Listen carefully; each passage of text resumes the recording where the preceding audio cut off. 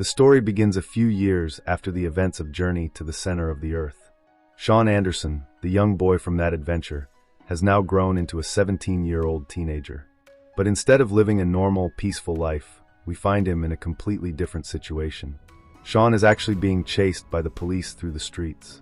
He rides his motorcycle recklessly, cutting through traffic, trying to escape. But no matter how fast he goes, the police finally catch him. Later at the police station, his stepfather, Hank Parsons, is called in. Hank is a former Navy codebreaker and currently works as a construction worker. But more importantly, he is trying his best to connect with Sean, who never really accepted him fully as family. The police officer, who happens to be Hank's old friend, informs him about the situation.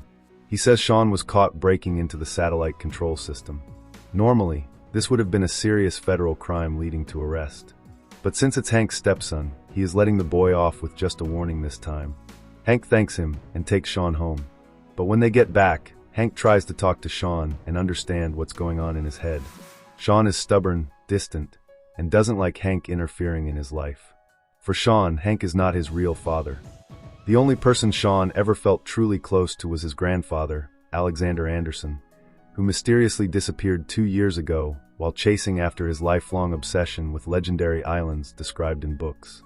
The next morning, Hank goes to Sean's room and sees the boy sitting at his desk, completely absorbed in decoding a strange message. Sean is holding a piece of paper filled with strange symbols and coded letters. Hank asks him about it. At first, Sean is reluctant, but then explains that last night he picked up a weak radio signal. It was scrambled, but he managed to jot down the fragments of the transmission. The message was written in a special code. Now Hank's past experience comes into play. He reveals to Sean that when he was in the Navy, he was trained to crack such codes easily. If Sean lets him, he can help solve this mystery. Sean, still annoyed but desperate, agrees. Together, they start breaking down the code. After some work, Hank helps him translate the strange writing. And soon, the message becomes clear. It reads, "The island is real." Sean's eyes light up with excitement. He immediately recognizes what this means. He runs to his bookshelf and pulls out a worn, old book titled The Mysterious Island by Jules Verne. He tells Hank that this was also his grandfather's favorite book. But there's more.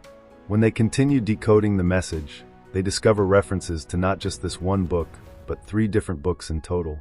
The titles include Treasure Island by Robert Louis Stevenson, Gulliver's Travels by Jonathan Swift, and The Mysterious Island by Jules Verne. At first glance, it doesn't make sense.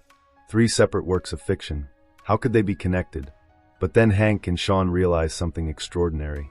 Each book contains a different version of a mysterious island. When the maps from all 3 books are combined, they form a single complete map, revealing actual coordinates of a real island in the Pacific Ocean. Sean is ecstatic. He believes this island is the very place his grandfather discovered 2 years ago. He says with confidence that Alexander is still alive, and he was the one who sent this coded message over the radio. He wants to go find him immediately. Hank, however, is much more cautious. He insists that Sean cannot simply go chasing after fantasies halfway across the world. It could be a trap or even a misunderstanding. But Sean, stubborn and passionate, refuses to listen. Finally, seeing no other option, Hank decides he will go along with him. Maybe this journey will help build the connection between them that has always been missing. They travel to Palau, a small island nation in the Pacific, which is the closest civilization to the coordinates revealed by the map. When they arrive, they try hiring a boat to take them across the dangerous waters. But every sailor in the area refuses. The locals all say the waters in that direction are cursed, full of massive storms and whirlpools. No one dares to go there. But soon, they meet a colorful local helicopter pilot named Gabato.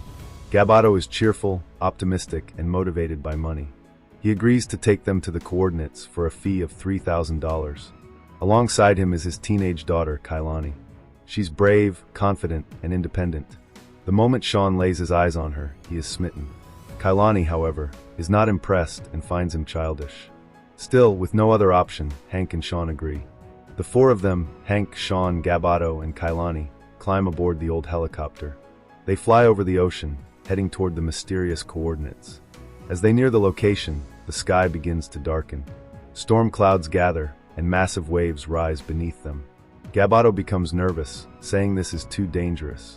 But Sean insists they have to push through.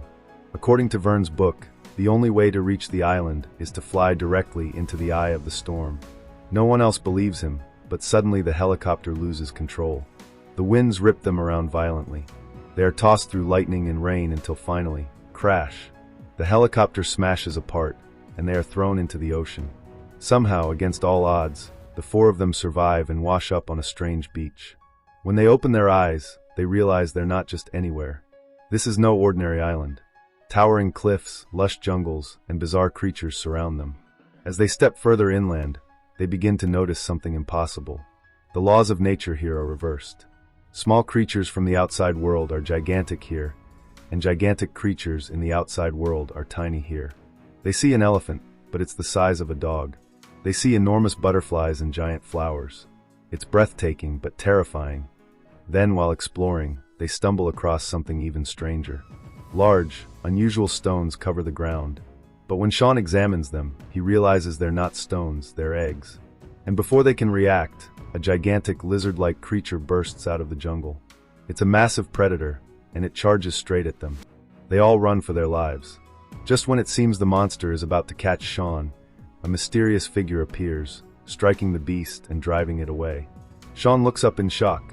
Standing before him is none other than his grandfather, Alexander Anderson. After 2 years, Sean is finally reunited with him. Alexander embraces his grandson warmly. He then leads the group through the jungle to his home, a large treehouse he built by himself, complete with food, water, and even a working radio. He explains that he has been living on this island ever since he discovered it, surviving on its strange resources. The group is amazed. For Sean, it feels like a dream come true. His grandfather is alive, and the legendary island is real. But Alexander warns them that staying here is not safe for long. There are greater dangers waiting ahead, ones that could destroy them all if they don't find a way off the island soon. After the shocking reunion, Alexander takes Sean, Hank, Gabato, and Kailani to his treehouse. It's perched high in a massive tree, built sturdily with wooden vines, designed for long-term survival. Inside, it feels like a little home. There are hammocks, tools, preserved food, and even books. Most impressive of all is a working radio, which Alexander used to send his message to Sean. Sean proudly tells Hank, "See? I was right. Grandpa is alive, and the island is real." Hank doesn't argue. Even though he doubted Sean deep down, he is relieved that they found Alexander safe. But Hank still worries. The island is strange, unpredictable, and dangerous. Over dinner that night, Alexander explains how he has survived. He hunted small animals, harvested fruit, and learned the island's rhythms. He talks about the island's secrets. This place is not just a random patch of land. It is the legendary island described in 3 different books, an island that sinks into the ocean and rises again every 70 years. Sean is thrilled by the idea, but Alexander insists they must leave quickly. According to his calculations, the island will not sink for another 14 years. However, Hank disagrees. As an engineer and ex-Navy man, he studies the landscape, soil, and water levels. He notices salt water rising from underground fissures. His conclusion is grim. The island is sinking much faster than Alexander believes. Hank warns them that they may have only a couple of days, 3 at most, before the entire island is swallowed by the SEA.AT first. Alexander doesn't accept Hank's theory. He trusts his own calculations. But Sean sides with Hank. He has seen evidence too. Soon, Alexander reluctantly agrees. They must find a way off the island before it vanishes forever. The problem is, how? Their helicopter is destroyed. They have no boats.